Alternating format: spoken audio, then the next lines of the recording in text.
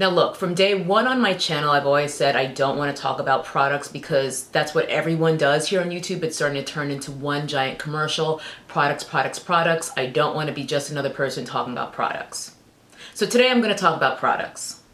What's up guys, it's your girl T, aka Nappy Headed Jojoba, and you have no idea how excited I am to be filming today. I don't know why I'm so excited because it's literally me sitting alone in my apartment talking to a camera, but I miss y'all. Yeah, let's talk about products because I was keeping up with my comments under one of my recent videos, or actually I don't even think it was one of my recent videos. I think it was one of my old detangling videos, and someone had mentioned wanting to see what my hair regimen was like in terms of using mud washes, and I don't really use them that much anymore. So we were talking a little bit and I decided it might be helpful if I just kind of went through what I do and what I use, because like I always say, I don't really think it matters that much what you do, or what you use, it's what you do. I've always said hair care practices are more important than products. Nonetheless, sometimes it's helpful if you're having trouble finding a conditioner that's not doing the job for you, or if you're having trouble finding a shampoo that doesn't strip your hair too much. It might be helpful to just hear something that other people aren't necessarily talking about that much. I think going forward, I'm going to be less rigid about avoiding talking about products on my channel, particularly if it's things that I think don't get much love here on YouTube, but probably should. That is enough introduction. Let's just get into these products. I'm going to go through them all kind of in the order that I do my hair routine, because I feel like that makes the most sense and it'll help me keep from losing track. So to start off, I always detangle my hair first before I wash. I used to do my detangle on the same day that I wash, but now I do my detangle the day before.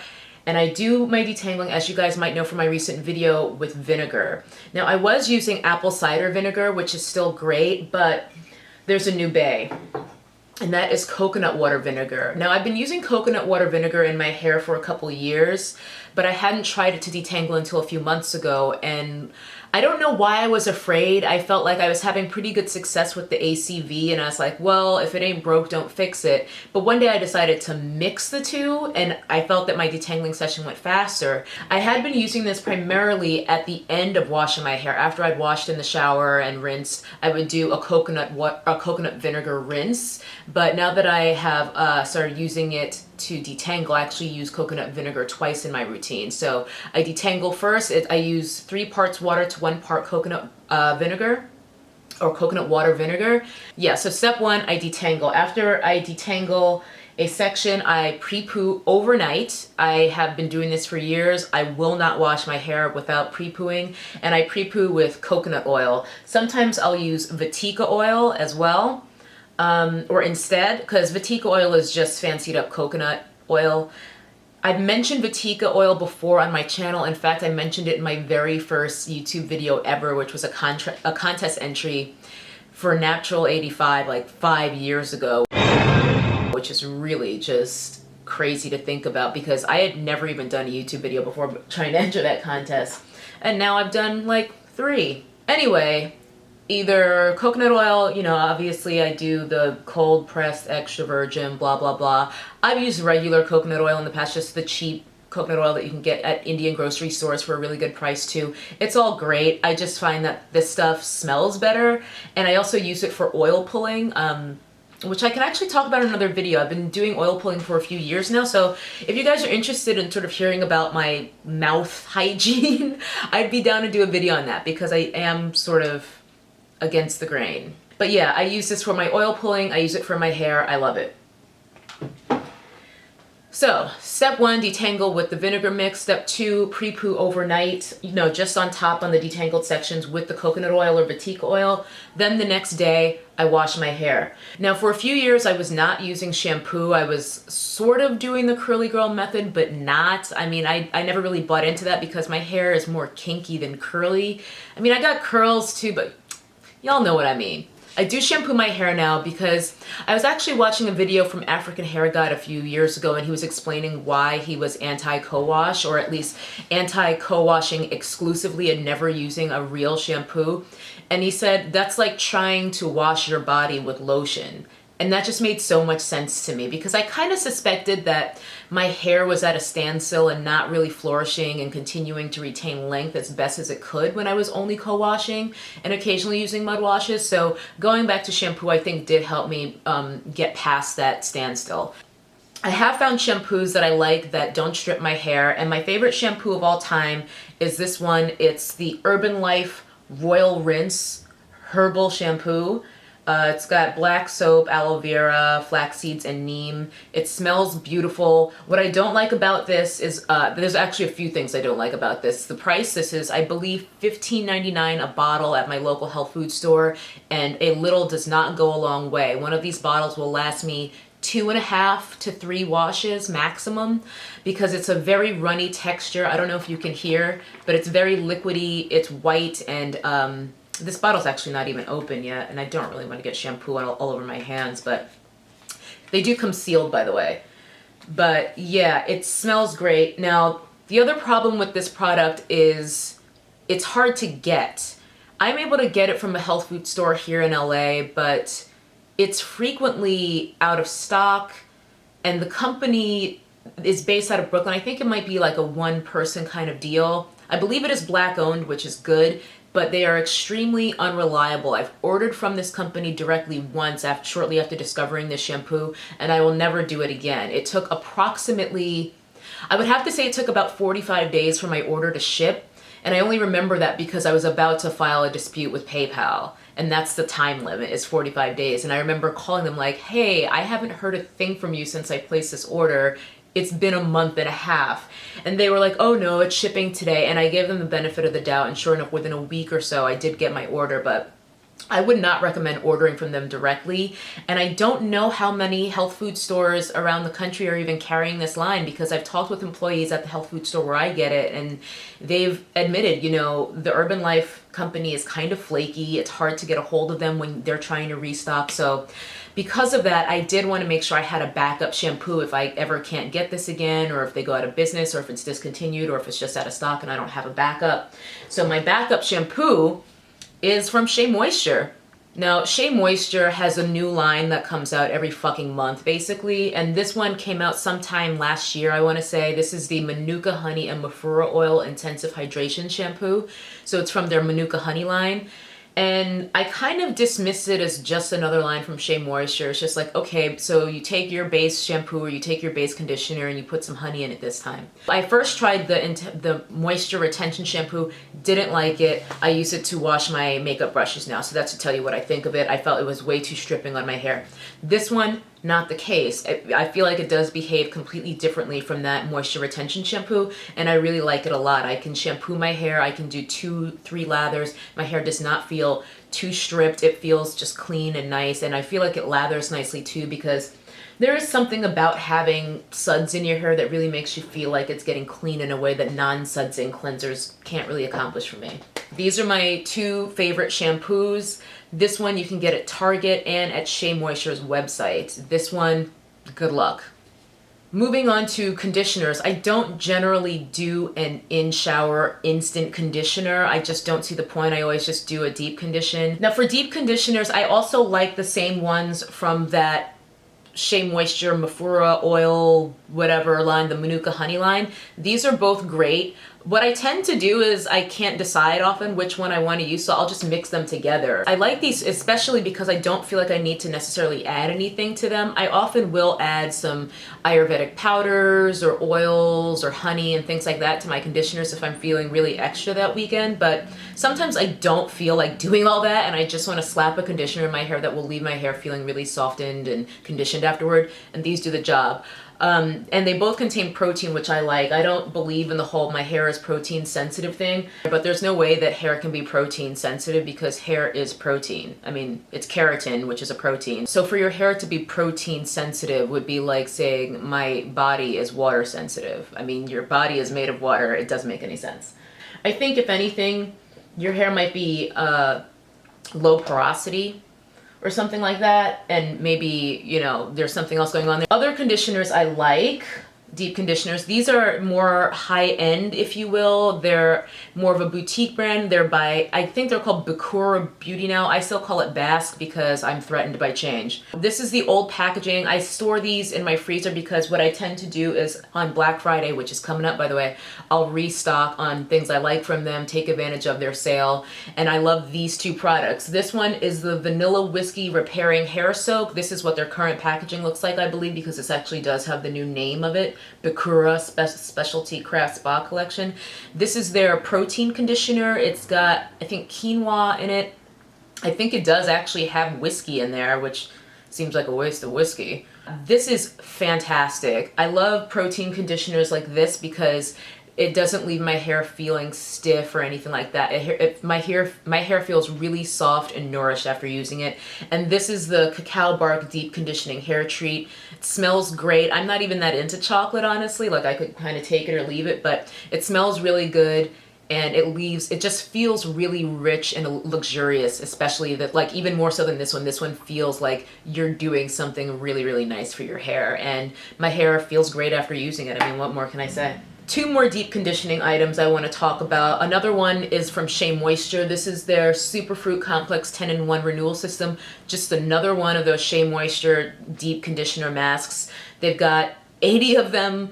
The two that I like are the Bekura oil one as well as the instant conditioner Bekura oil one. And then I like this one. I think that this one leaves my hair feeling really nice and soft, and that's pretty much it. And this one has marula oil and biotin in it, I guess. I can't recall if it has protein.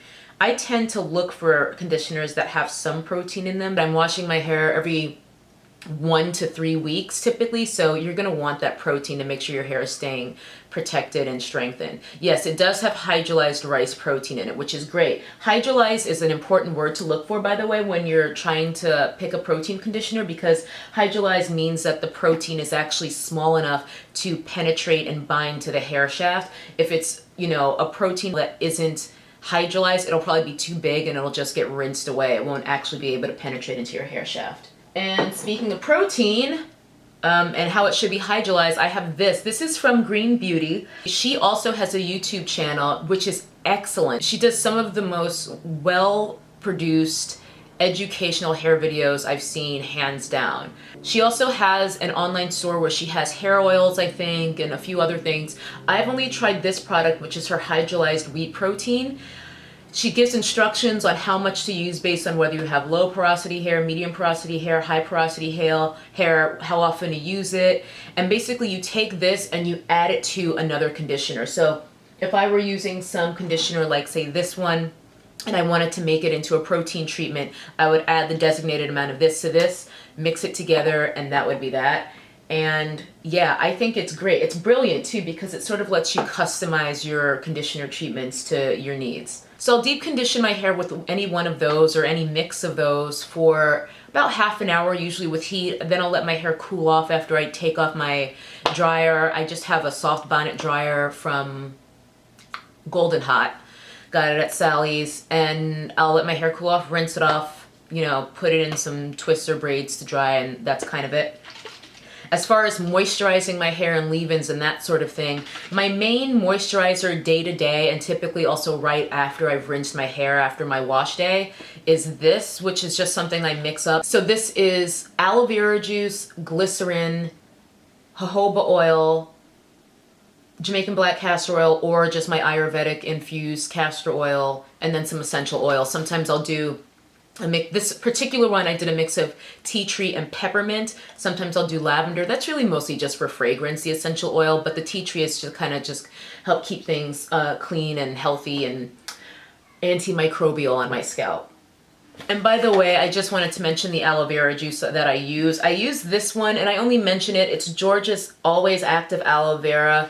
I only mention it because it is a little bit different from, you know, the aloe vera juice at Trader Joe's or the one by, oh gosh, I can't even remember what the brand is, but it's the one at Whole Foods that comes in. It's the bottle is brown and then the label is like multicolored. But anyway, this one doesn't need to be refrigerated. It's fractionally distilled liquid from aloe vera leaves, and I just get mine online because it's cheaper and it's great. I've gone through quite a few of these size bottles, which is I think the gallon size. Yeah, it's the gallon. It's great. I love it. I use that as the base liquid for this liquid leave-in that I use pretty much every day just to mist my hair and make sure that it's not dying of thirst.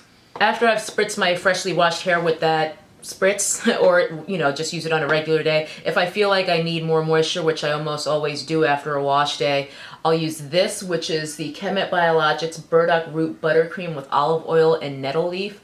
I've tried, I actually have a smaller size of the heavy cream, the Amla heavy cream one. I prefer this one for my hair anyway. It keeps my hair really soft and moisturized, and it lasts for several days, which is not true about almost any other leave-in that I've ever tried except for the one I'm about to talk about.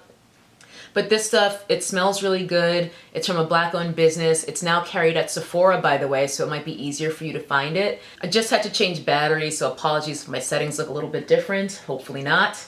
So we were on moisturizer. So yeah, love the Chemet, what the hell is this called? Burdock Root Buttercream. It's great. Great ingredients, Black-owned business. I mean, it does what I need it to do. It doesn't make me leave Jerry curl juice stains behind anytime, you know, I lay my head against a piece of fabric or anything like that. So I love that. Now, this next thing is not really a leave-in per se, but that's the way I use it. I think it's meant to be a styler, but I just use it as a moisturizer after a wash day. It doesn't... It's gonna seem kind of surprising, but I got African Export actually put me on game to this stuff. I've gone through 2 jars of it and I re-upped on it again recently, and I went ahead and got this size. Yes, it's that serious. It's the Hawaiian Silky Gel Activator. This is a 4-pound jar and it was $14.99. I love this stuff. It's obviously not necessarily the best ingredients and all natural this and organic that, but it gets the job done.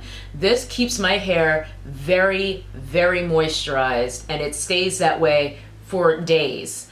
I would say it might even keep my hair more moisturized than the Chemet one. Now, of course, you wouldn't probably be supporting a Black-owned business by supporting Hawaiian Silky, but this stuff is great and it's much more affordable. I would say that this 4-pound jar probably costs less than this 16-ounce one normally does. I love this stuff. I'm so glad to have discovered it. It's basically a gel-like consistency, as you can probably see it kind of sloshing around in there. I don't want it to like spill all over the place, but it's great. It does what I need it to do, and not too many products do that. Last but not least, I'll just talk about a couple butters and oils. I'm not huge on butters, to be honest. I will sometimes just put them on my ends because I feel like it's probably helping, but I don't really know if it is. And the oil I like the most is this, or I'm sorry, the butter I like the most is this coconut hemp hair care, it's just called. This is also by the Urban Life Company, so again, good luck finding it.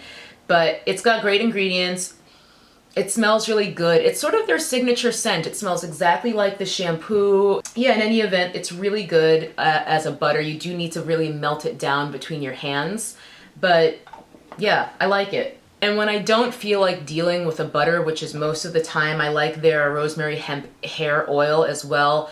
I'll use this less frequently than I'll just use regular coconut oil or my Vatika oil to seal my hair, but sometimes this is nice because, again, it has that beautiful pepperminty herbal scent that the shampoo has and that the butter I just showed you has, and I like it because it has glycerin in it. This is an oil blend. It's got hemp oil, olive oil, avocado oil, castor oil, aloe vera oil, shea butter, rosemary, sage, neem, vegetable glycerin, vitamin E, grapefruit seed extract, and essential oils, and those are all good things. So I just give it a good shake and we'll seal my hair with that, and that's it. Now, mind you, these are all my bottom bitches of hair care. These are the things that if I could never use anything else that I would continue to use, but I'm a product junkie and I have tons of other stuff, so on any given hair day, I'm probably using any number of other things that I'm just trying to use up. But I think once my stash is used up, which I'm embarrassed to say won't be anytime soon, these are the things that I'm going to carry on buying and continuing to use. Please do let me know if you guys would like me to do a video detailing more things about my use of Ayurvedic hair care. That's kind of it. I hope this was helpful to you, maybe turned you onto some products that you haven't looked into and that you might want to try. And that's it. So thanks for watching, and I'll talk to you guys soon. Bye. That's a nappy-headed hose there, I'm going to tell you that now.